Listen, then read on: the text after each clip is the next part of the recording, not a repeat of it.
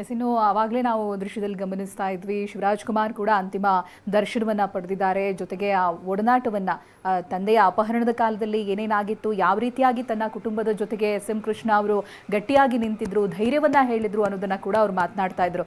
ಜೊತೆಗೆ ಎಸ್.ಎಂ. ಕೃಷ್ಣ ಅವರು ಕೂಡ ಆ ವಿಚಾರವಾಗಿ ಮಾತನಾಡಿದ್ದಿದೆ. ಅವತ್ತು ಅವ್ರು ತೆಗೆದುಕೊಂಡಂಥ ನಿರ್ಧಾರ, ಜೊತೆಗೆ ಶಿವರಾಜ್ ಕುಮಾರ್ ಅವರ ಅಮ್ಮ ಪಾರ್ವತಮ್ಮ ಅವರು ಎಸ್.ಎಂ. ಕೃಷ್ಣ ಅವರನ್ನ ಸಹೋದರನ ರೀತಿ ಅಣ್ಣ ಅಂತ ಕರೀತಾ ಇದ್ರು. ಸೊ ಅಣ್ಣನಾಗಿ ನಾನು ನನ್ನ ಜವಾಬ್ದಾರಿಯನ್ನ ಯಾವ ರೀತಿಯಾಗಿ ಅವತ್ತಿನ ದಿನ ನಿರ್ವಹಿಸಬೇಕಿತ್ತು, ಆ ಕುಟುಂಬಕ್ಕೆ ಹೇಗೆ ಪ್ರೋತ್ಸಾಹವನ್ನ ಮಾಡಬೇಕಿತ್ತು, ಶಕ್ತಿಯಾಗಿ ನಿಲ್ಬೇಕಿತ್ತು, ಅವೆಲ್ಲವನ್ನು ಕೂಡ ನಾನು ಮಾಡಿದ್ದೀನಿ ಅನ್ನೋದಾಗಿ ಹೆಮ್ಮೆಯಿಂದ ಹೇಳ್ಕೊಂಡಿದ್ರು ಕೂಡ. ಹಾಗಿದ್ರೆ ಶಿವಣ್ಣ ಅವರು ಇದಾದ ನಂತರ ಮಾತನಾಡಿದ್ದಾರೆ ದರ್ಶನ ಪಡೆದ ನಂತರದಲ್ಲಿ. ಬನ್ನಿ ನೋಡೋಣ.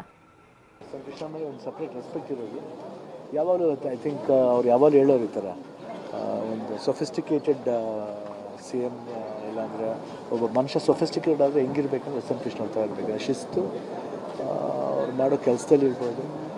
ಆಮೇಲೆ ಎಸ್ಪೆಷಲಿ ಈ ಕಿಲಿಂಗ್ ವೀರಪ್ಪನ ಟೈಮ್ನಲ್ಲಿ ನಮ್ಮ ಫ್ಯಾಮಿಲಿ ಜೊತೆ ಇದ್ದಿದ್ದು ಯಾವತ್ತೂ ನಾವು ಮರೆಯಲ್ಲ. ಆಮೇಲೆ ಪರ್ಸನಲ್ ನಮಗೂ ಅವ್ರ ಜೊತೆ ಆತ್ಮೀಯತೆ ಇದು, ಅವರ ಸನ್ನಿಂದ ಇರ್ಬೋದು, ಅವರ ಇಡೀ ಫ್ಯಾಮಿಲಿ ಜೊತೆಲಿ ಎಲ್ಲ ಪ್ರೇಮ ಅಂತ ಇರ್ಬೋದು, ಎಲ್ಲ ಜೊತೆಲೂ ಒಂದು ನಂಟಿಸ್ತಾನೆ ಆಯಿತು. ಇವತ್ತು ಖಂಡಿತ ದುಃಖ ಆಗುತ್ತೆ. ಯಾಕಂದರೆ ವಯಸ್ಸು ಎಷ್ಟೇ ಆದ್ರೂ ಹೋದರೆ ಲಾಸ್ ಅಂತ ಲಾಸನ್ನು. ಯಾಕಂದರೆ ಅವ್ರು ಹೇಳ್ಬೋದು 92 ಇಯರ್ಸ್ ಆಗಿದೆ, ಬಟ್ ಆದ್ರೂ ಅವ್ರ ಲೈಫ್ ಫುಲ್ಫಿಲ್ ಆಗಿದ್ರೂ ಒಂದು ಮನಸ್ಸಲ್ಲಿ ಒಂದು ಕಷ್ಟ ಅನ್ನೋದು ಇದ್ದೇ ಇರುತ್ತೆ ಎಲ್ಲರಿಗೂ, ಒಂದು ಲಾಸ್ ಮಾಡೋಕ್ಕೆ. ಸೊ ದೇವರು ಶಕ್ತಿ ಕೊಡಲಿ, ಅವರ ಫ್ಯಾಮಿಲಿ ಜೊತೆ ನಾವು ಇರ್ತೀವಿ ಅಂತ ಹೇಳಕ್ಕೆ ನಾನು ಇಷ್ಟಪಡ್ತೀನಿ.